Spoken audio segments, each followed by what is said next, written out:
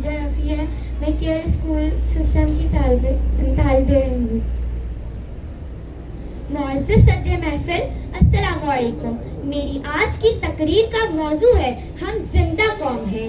جی ہاں صدر علی وقار، الحمدللہ ہم ایک زندہ قوم ہیں، کیونکہ آزادی کے آغاز سے ہی ہندوؤں نے پاکستان کے خلاف سازشوں کے جال بننا شروع کر دیے تھے، اور یہی وجہ ہے کہ کئی مسلم اکثریتی علاقے مثلاً جوناگڑھ، حیدرآباد، دکن وغیرہ پر پاکستان کا حق تھا، لیکن یہ علاقے پاکستان میں شامل نہیں کیے گئے.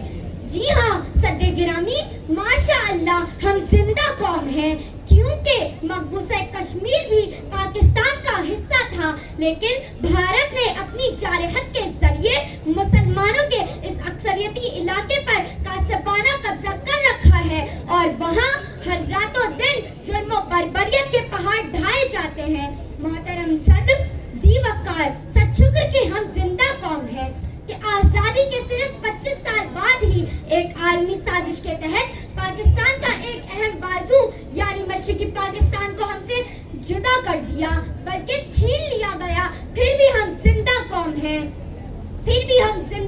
ہیں، صدر علی وقار، ہم ہر روز مشکل ترین حالات کا سامنا کرتے ہیں اور پھر بھی اس سے گزر جاتے ہیں. ہمیں ناکام ریاست کے راج دینے کی تیاری دی جاتی ہے، مگر پھر بھی ہم چلتے رہتے ہیں، کیونکہ الحمدللہ ہم ایک زندہ قوم ہے. دشمن اس قوم کو جتنا نیچے گرانے کے لیے صدمات سے دو چار کرتا ہے، اتنا ہی یہ قوم پہلے سے زیادہ سینہ تان کر دشمن کے سامنے کھڑی ہو جاتی ہے.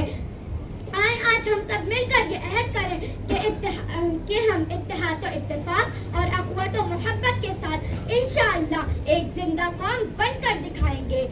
روش کو سوار دیں